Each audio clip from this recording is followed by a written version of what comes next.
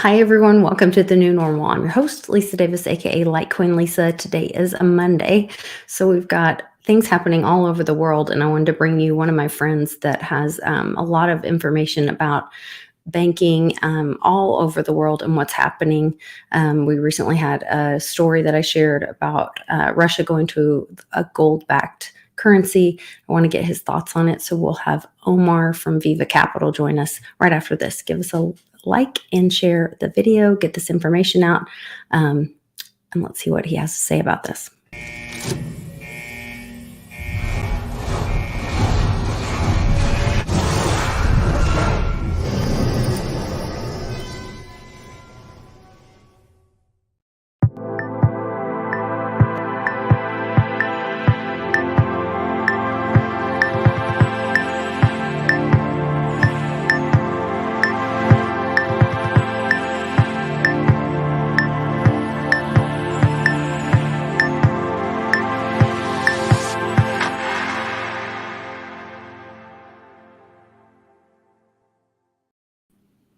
Hey, Omar, how are Hey, you? Lisa. Thanks. Good. Thank you so much for joining me. Thanks for having me. Yeah, I've got my latest novel. It feels like a novel. I went through the whole thing, and then I was like, okay, and now I have to read it to my husband. That's our latest thing, is that I read the whole thing to him. So I got my latest issue of my Crypto Confidential, and there's a great article in there from you about, is your money safe? And you go through money myths, which I thought were great, and then 6 principles to protect your wealth. So I want to touch on that a little bit. But before we get into that, on the latest AMA of our Crypto Confidential community calls, which we do twice a month, we have a live Zoom call where you guys bring in experts to answer the community's questions. And I got to throw a little woo-woo at you guys. We had a reading from a psychic friend of mine, and she talked about that government coins were going to be brought in mid-month, and she, picked a date for that, and then she started talking about the QFS, and you didn't blink an eye when I said that. And then I've seen, this news article in the mainstream, not in the woo, talking about Russia moving to a gold-backed currency.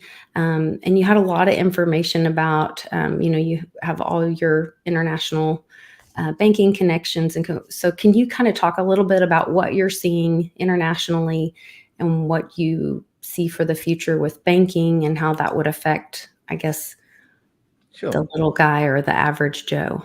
Yeah, no problem. I suppose the first thing to say in the beginning, though, is nobody's got a crystal ball, especially me. Sure. It's really hard to, things change so fast now that it's hard to get it nailed into one, particular direction. But I think what we're really seeing is this is part of a big transition. What we're seeing in the world, especially with this, the narrative is now focused on the Ukraine war. There's plenty of other suffering out in the world. Not trying to demean it, but if you haven't noticed, the narrative is right there, right now, and that's where the focus is. And so a lot of attention is going now. They're using financial weaponry on the SWIFT, trying to reduce Russia from accessing capital.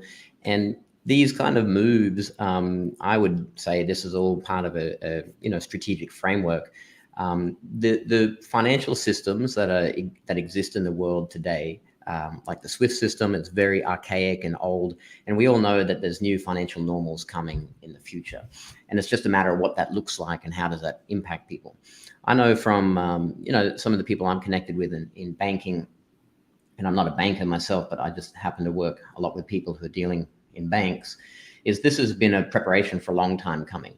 It's not just Russia in this particular case, going back to a gold-backed type currency. It's more of a global standard where smart banks are heading back to a reserve currency that is of value. And, crypto and blockchain is part of that. Gold is part of that. I think the biggest misnomer that I would like to point out that I see all the time, it's not like one plan by one country to do one thing and then they become the best at something. For example, I don't think it's the United States plan to save the world and then become a new financial system. I don't think it works quite that way from my point of view. But what is definitely happening is there is behind the scenes, a lot of infrastructure being deployed between countries to A, get off the US dollar, and B, get off the reliance of the United States in general. With that kind of context, how does that impact people? It's hard to say right now until it's in play day to day.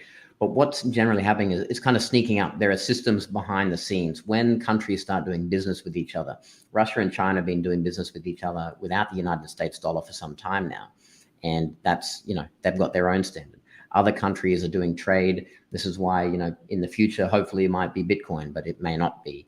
But effectively, the theme is how do we move away from the fiat USD-backed global reserve currency and put it back into an asset-backed currency. And that's the general theme of what's happening. For people, the overarching impact of what's going to happen for people is really you just want to get your money out of the US dollar, as in you don't want to be holding cash if you can avoid it. Same with the euro. The euro is just as worthless as the USD. It's going down super fast. And you've got to remember that throughout human history, there's no fiat currency that has survived. Every single fiat currency has 100% failure rate. And what happens when they do fail is they simply restart. And that's when capital migrates, and that's a wealth transition opportunity. Germany did it after the war. Hyperinflation, like in Venezuela, the way they do that is they reset it all and delete a bunch of digits and they get it going again.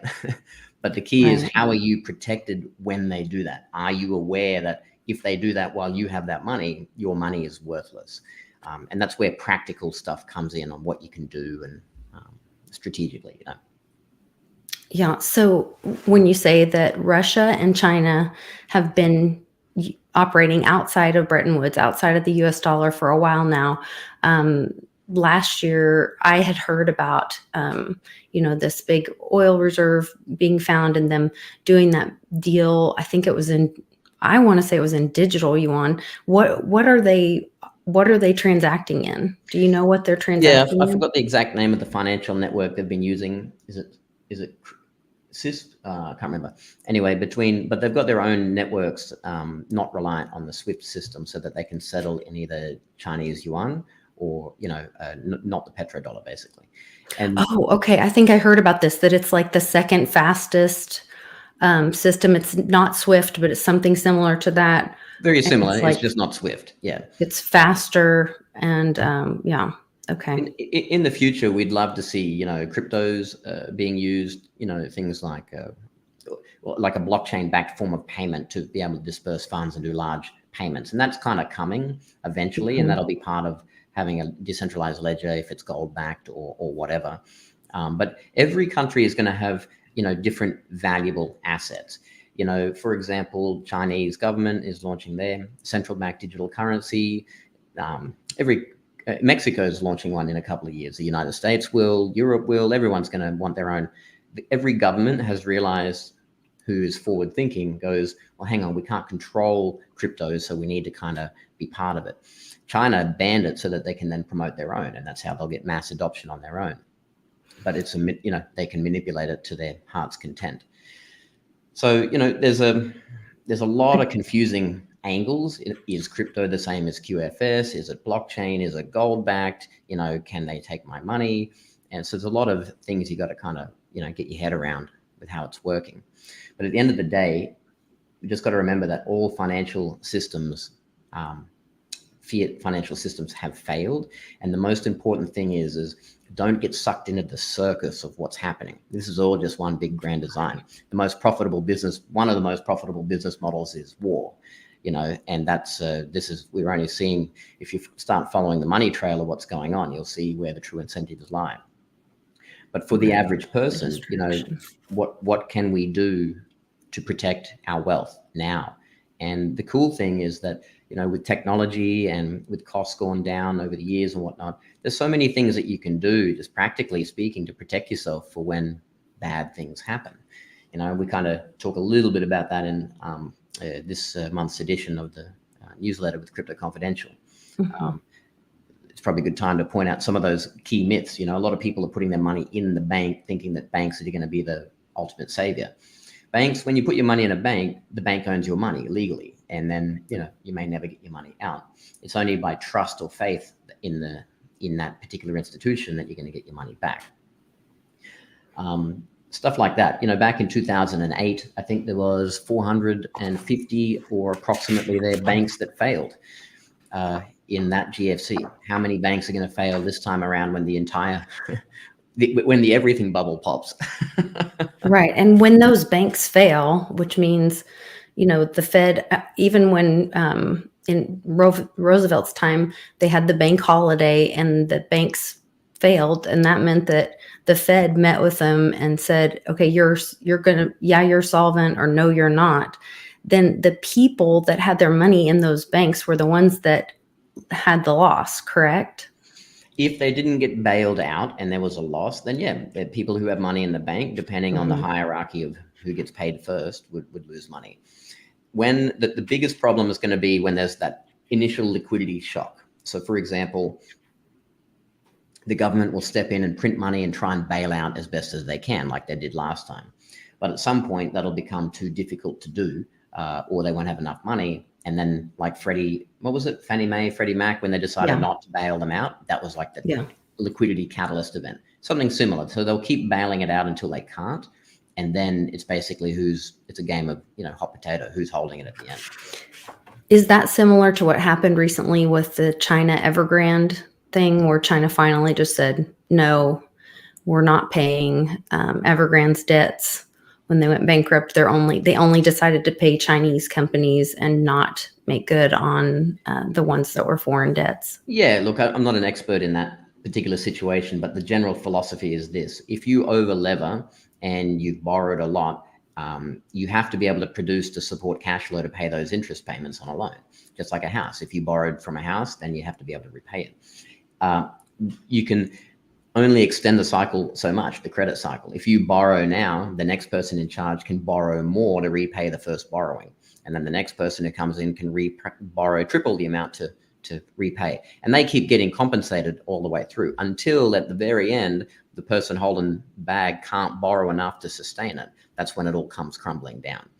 And that's the problem with debt. Debt's not a bad thing if it's used correctly, but it's when it gets too greedy and the wrong people are in charge, it can implode.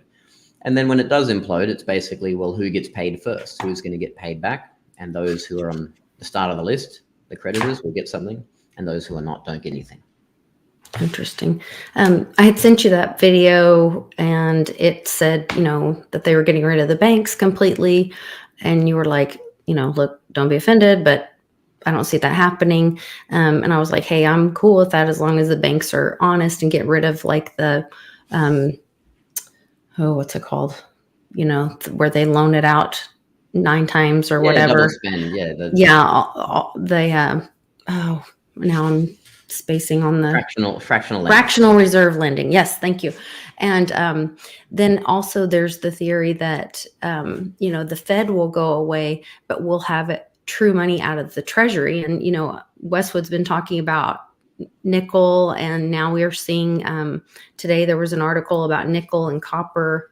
I don't know if that's what he's posting about. Nickel, 75% copper and 25% nickel, worth more in metal than the face value right now. And money that's printed, or coins that are printed out of the Treasury, are different from paper that's printed out of the Fed.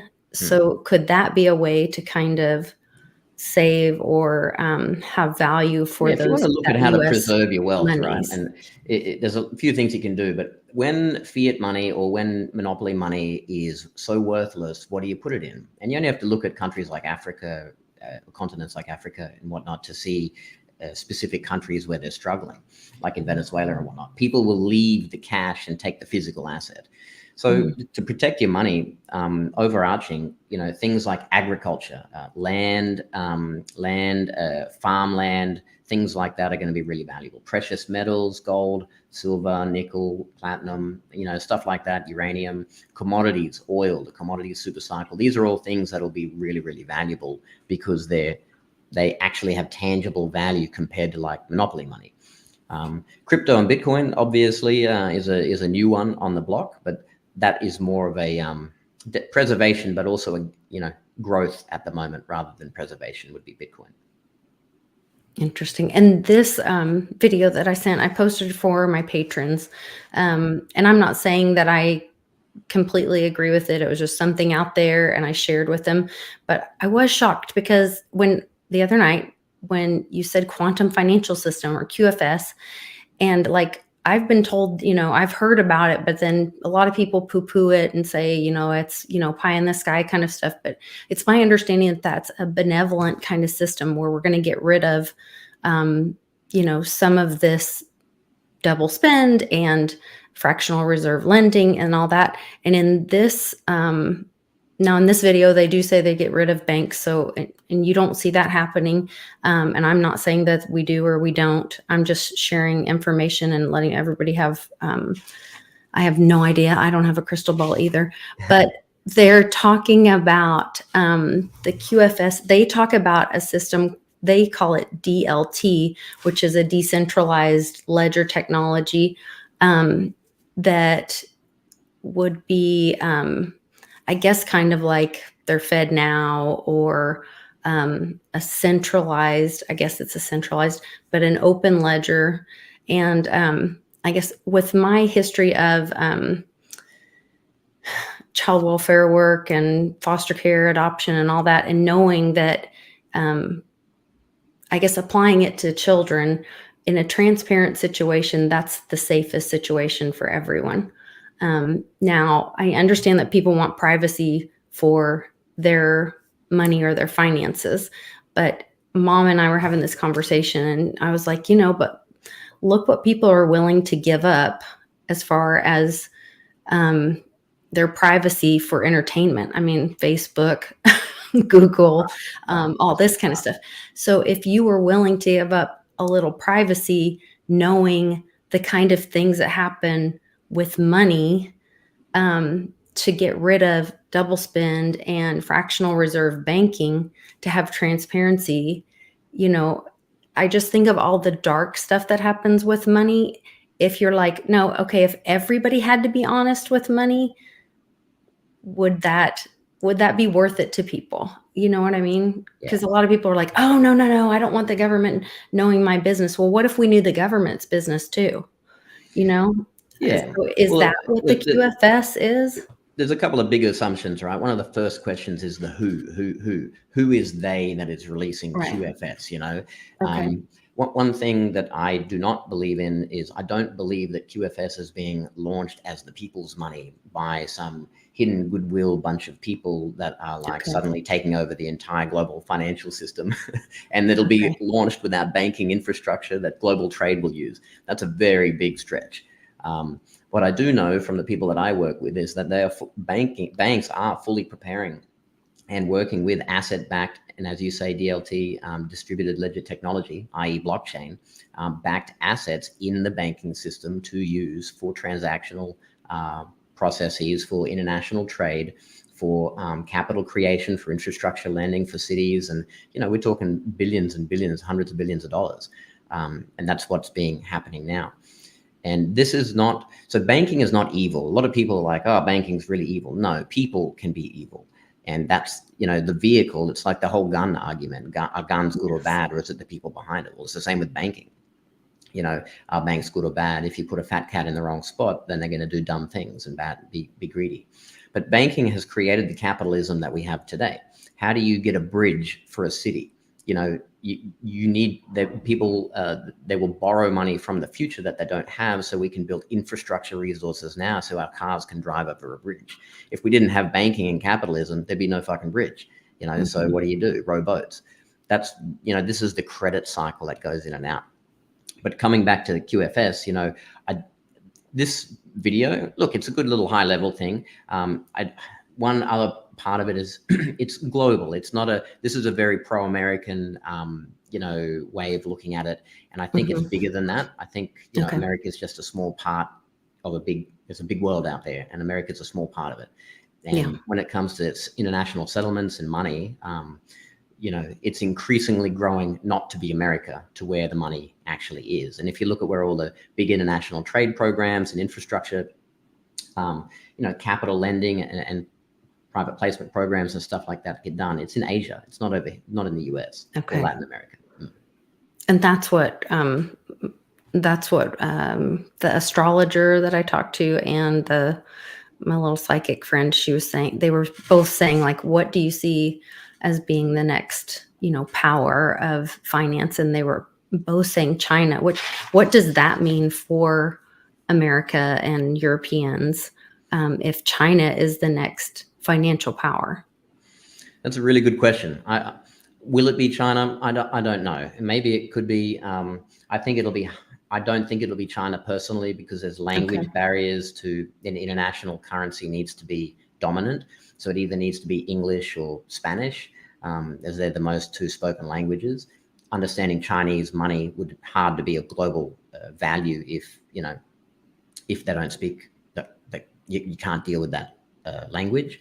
That's just a practical concern.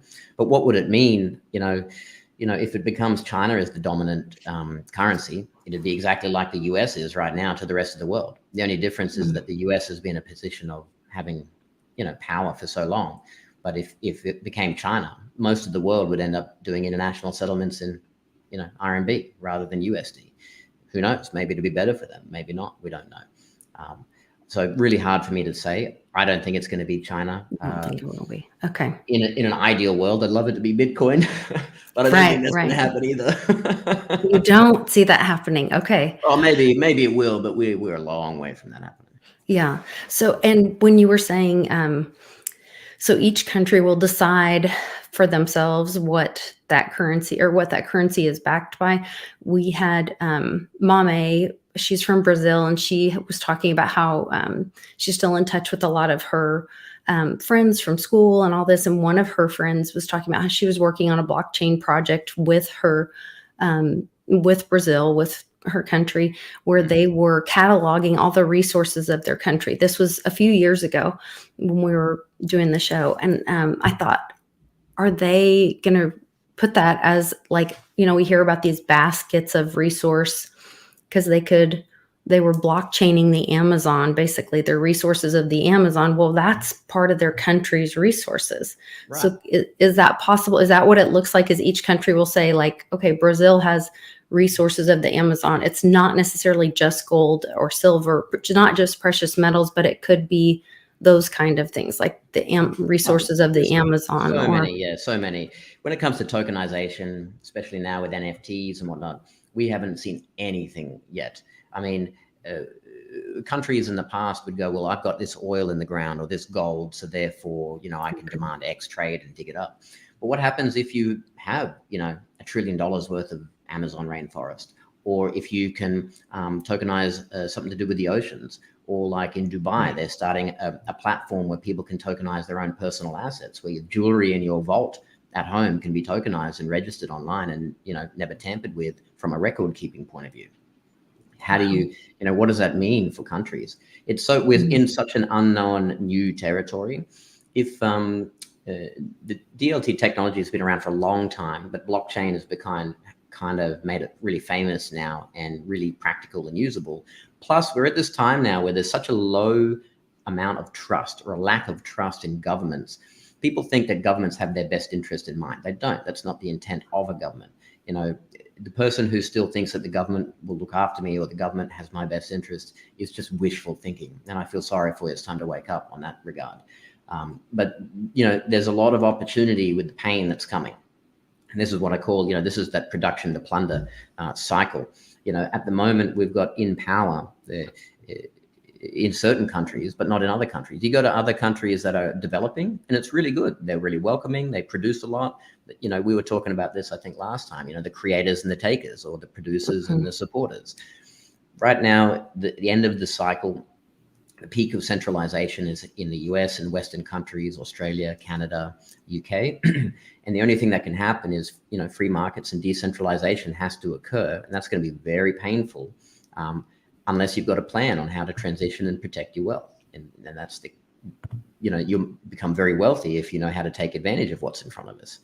But the first step is not putting your head in the sand and thinking that It's every not empire, happening. yeah, I Yeah. mean, every empire, look, the US might have another boom here, and that's great. That's good. But every empire, on average, throughout human recorded history, has lasted approximately 250 years.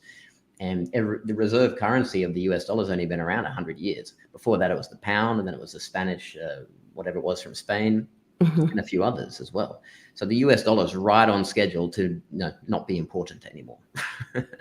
So Yeah. not to go down too deep of a rabbit hole, but there's just so Yeah. much to know with the technology is coming out. It's just what's most important is not to try and predict a timeline of what will happen, but what is most important is practical steps you can do right now to protect yourself, that if shit does hit the fan, you are already prepared for it.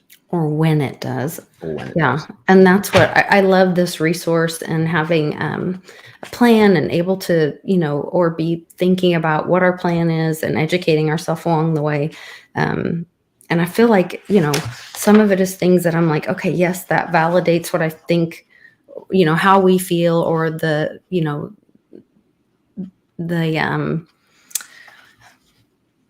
the morals that we have in our family, or the rules, the truths that Right. we have in our family. So it kind of goes along with it. But then also kind of leads us down, and you give a lot of options for people. So it's not just, well, this is the only way, this is the Omar way. So you kind of give people,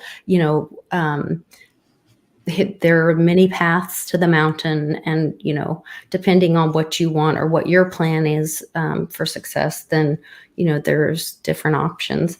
And you talk about different ways of diversifying. One of the things, so I wanted to know, the minute the gold news came out about with Russia, I was like, okay, I want to buy rubles, but I'm sure that's like sanctioned, right? Can you buy rubles as an I've never done it. American? You probably could. It would have been smarter to short them, But look at oil as well. I mean, that was a classic Mm. oil trade. War starts now.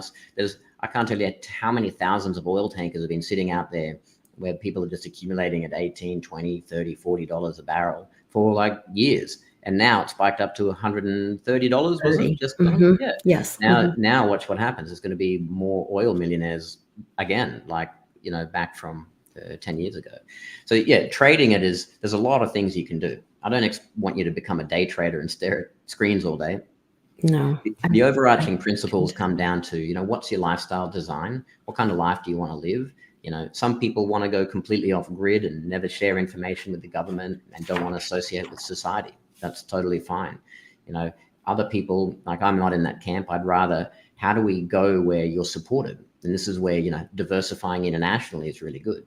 If you can move your money to a country that's like, you know what, we'll welcome your money and we'll keep it safe, and you can be prosperous by moving it here, as opposed to, let's keep it in a country where they're going to increase your taxes, have inheritance tax, have more laws, more centralized control, more authority, more privacy data breaches than ever before. There's just a lot of options on what you can do. Mm-hmm. Yeah. And then you said something about don't rely on bank insurance, which I guess we talked about that with the crash, and having a lot of, or establishing your on ramps and off ramps for crypto. We saw even Kraken's CEO warning people, like, to get your crypto off the exchanges, because we just don't know with these different Yeah. sanctions. The key part of the cycle that we're in is decentralization. That's what the Roman Empire became great on, and every big empire. Look at the start of the US. Over the last 100 years or 150 years ago, there was limited laws. There was very little. There was no central banks. Back in the formulation of the United States, and it was the most prosperous time ever. Now we've got to the complete opposite of that, where it's overly centralized and controlled. We have to go back to a decentralized nature. And with banking and insurance covering FDIC and having control of your money, you've really got to have practical ways of accessing your money. Don't assume you have control. For example, the government, if you have a retirement account like a 401k, if that's with a custodian, with a planner that you don't have direct control, where you can withdraw the money to yourself, then you may be liable to the Secure Act, where they've already approved back in 2019 to confiscate 30% of your retirement savings in the US overnight if they want to. You got no say of that. So what do you do? And in the last 10 years, I think there's been about 7 countries that have confiscated the wealth of their citizens through retirement accounts. No question asked. So having the practical ability to move your money in and out, and same the other way. If you've got $1 million in crypto, I mean, if you can't spend it, you got a problem. But if you've got $1 million in an account that you can't access, it's just as bad as well. So having practical control or checkbook control, can you do what you want when you want with your money? If not, you got a problem. And don't get me wrong here, the government makes it really difficult for you to control your own money. Like some of my clients that we work with, we will spend 9 months working on their retirement accounts, rolling them over, getting them actual permission for themselves to manage their own money. That's how draconian it can be. No, I understand. I mean, we're even talking about, just put it all in silver. But then practically, I mean, what are you going to do? Walk around with bags of silver, and then who's going to accept that? Who's going to validate it? And even then, you go somewhere and they're talking about having, there's rumors that they're going to have these systems where the coins are going to be have chips or be validated or whatever, and that if you don't have their coin, that you're going to have a full record of where you got that other silver, and that so even if you have it, you won't be able to spend it. So I mean, it's just like you said, unless you have a pathway of spending it, and that's where having these resources where you have it set up, you have the plan, and you have access, and the checkbook or the way of, and not a checkbook, I'm not saying put your stuff in a bank, please don't misquote me, but having those pathways and having that plan and having people to talk through that resource with is just invaluable. So I'm very thankful for the team at Crypto Confidential and Viva Capital, and we are still working on our plan and getting things dialed down, because there's a lot to think about. Those different it really just comes down to taking your power back. If you 20 years ago, 30 years ago, you didn't have to think about this stuff. It's kind of like, my money will grow, and when I need it, I can retire, it'll all be there. But we're not in those times anymore. I mean, the average financial planner now who's working actively now has never seen a down market. I mean, like an extended down market. They had the 2008 GFC, but for the 40 years of their career, it's been like a bull market. So if you go to a financial planner, there's only one set of advice they're typically going to give you. 60-40 stocks, bonds, doubles, property doubles every 7 to 10 years, and so does the stock market. Because the rules have just been the rules. This and it works for you. But if you apply that strategy over 100 years, it goes bankrupt. And that's the problem. If you just look at history and learn from it, that's when you want to be prepared. So, and right now with crypto and Bitcoin and having the ability to store your money, like you've seen some of the stories coming out of the Ukraine situation at the moment, there's people that haven't been able to get money out of the bank because they've frozen it, but because they had crypto, they've been able to store their wealth and actually move and migrate. And that's incredibly powerful, because, decentralized money and having control over your money, the ability to transfer it, practically is super important. And that's where we're at now. You need a plan to be able to be in the driving seat of your life and say, you know what, here's where I'm going, and here's my vehicle, and here's how I'm going to get there. Absolutely. And we just saw there was a new company that now is receiving or now accepting Bitcoin as down payment or holding it as an asset against mortgages. Somebody was reporting on, I can't remember which show. Maybe that was on Friday. I don't think we've seen anything yet. It's just wait till the next tip of the iceberg. People think they've missed the boat with Bitcoin and crypto and whatnot. We've barely even scratched the adoption surface. If you look at the adoption curve, I think crypto users about 400 million, maybe 500 million on the planet. There's 9 billion people, which means statistically, we're still only at that small percentage before it goes exponential. Crypto's growing at about 3 times the rate and speed of the internet did when it came out and, growing through its growth stage. So if you think you missed the boat, you haven't. I think there's going to be more accidental millionaires coming out of this boom than anything else.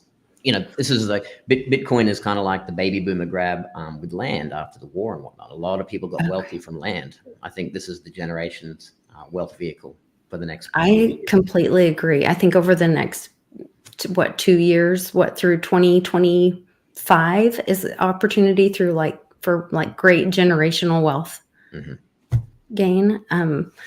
There's they were saying that on this year's tax return, there's an option for people to have their tax return put into a Coinbase wallet or put in returned through Coinbase. Yeah, and that's a problem, though. This is where that whole centralized control comes in. Coinbase itself is a major problem. They control your money when you put it in. They're just as bad as a bank. I talk about in this upcoming version of Crypto Confidential. Can I tell a story here? Do we have time? Yeah, go for it. We had I'm working on a very big funding project, and there's a lot of Bitcoin involved, and we needed to make a transfer, and my business colleague in Australia, against my advice, used a local exchange called CoinSpot. And CoinSpot, they're pretty popular, just like a Coinbase or Kraken or whatever, but it's a centralized exchange. And we did nothing wrong. We had accounts there, and we sent Bitcoin into it. And then when we tried to one day, when we're doing this big transfer, none of the other ones, we were transferred a larger money out. And they contacted us and froze our transfer and said, well, hang on, you need to give us more information. You need to prove you're not a criminal. You need to do KYC and all the normal stuff. But then we had to provide extra documentation on the source of the funds to, really prove that we were not dodgy people, bad people. And so we provided all of that. We thought, okay, we'll jump through a few hoops and did that. Sure. They still froze our money and the account. And then, so we had to hire an attorney to look through all the terms and conditions to see if we were breaching anything. And we were not.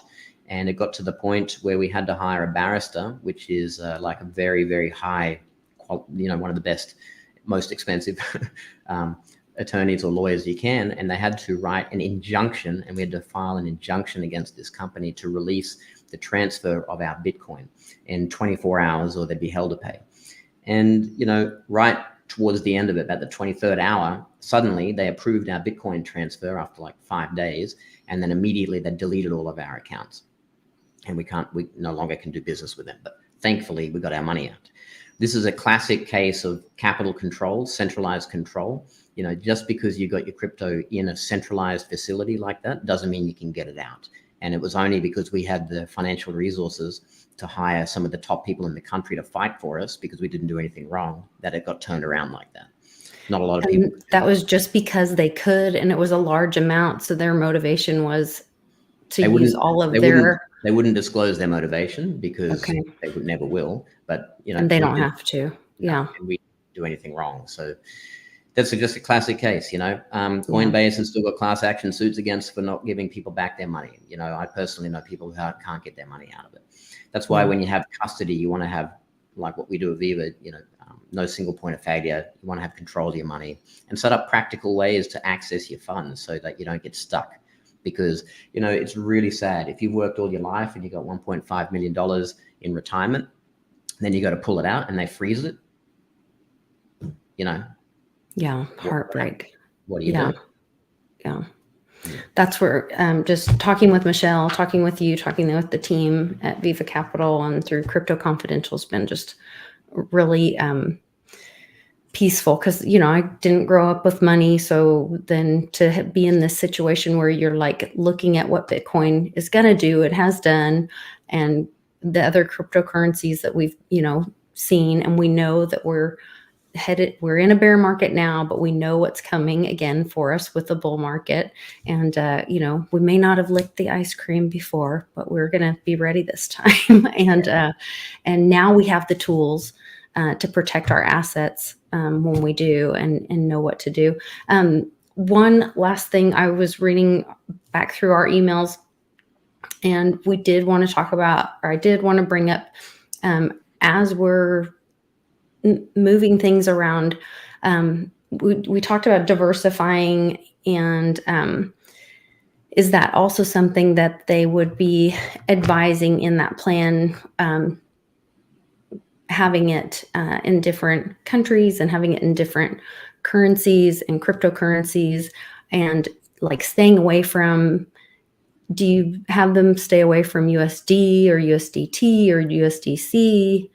Or is that a non-issue at this point? Or is that something you make a plan with once Yeah. you have a meeting? No, look, it all comes down to your plan, personal plan, and ultimately, it really pretty much comes down to where you are in life. For Okay. example, so in my stage of life right now, I'm pretty much 100% growth orientated.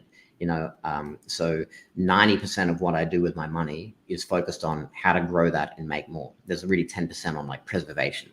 But in that preservation, what do? I don't want that somewhere that it's going to get taken or at risk.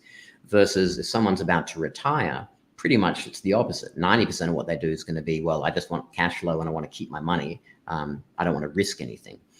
So it depends what your goals are. But really, yeah, you want to diversify to protect, not diversify like buy 10 different stocks in the S&P 500. Right. Doesn't work. Right. Right. It's more, how do you diversify against big issues? For example, if the US dollar is going down, it doesn't matter if you got cash in the bank, it's fucking worthless, because Right. in 5 years at the rate of inflation, your net worth will be half if you do nothing about it. So what are you doing about it? Now, how do you diversify from the US dollar? And that's where you could do gold or Bitcoin and precious metals. That's one thing. If your core thing is banking, how do you diversify with, if you got all your money in one bank, how do you diversify that? Go international, get another account, get some crypto so you can how do you access your money without the bank? If that's your core problem, then diversify against that. So it just depends where you're up to, Okay. in life. So it really is, you guys really build those personalized to each client that comes to you. So Right. It just that's comes really down to good. where people are at, classic thing. Where are you now? Where do you want to go? How do you get there? Yeah. Good stuff. Good stuff. Well, I appreciate you sharing all this with my fam that comes every time we do a show. I really appreciate everybody in the chat. You guys are awesome and asking great questions and giving good information as well. So thank you all for joining us. You guys, we will be doing a meetup here, and there will be some of my friends from Crypto Confidential here that you can have a chance to meet them. Jeff, Litecoin Leader, will be here, and Patrick, also known as Divvy Daddy, will be here for the meetup. Omar's not going to make it, unfortunately, but we'll get him to join us another time. So you guys can find that information at clintwestwood.net, but we'll be meeting at the Wilshire Gun Club from 4 to 6 on March 25th. And then you can go to bitcoinday.io and get 10% off your ticket when you use the code Lisa for to hear me speak at bitcoinday.io on March 26th. So we'll see you guys tomorrow on the new normal. Thanks so much for joining us. Take care.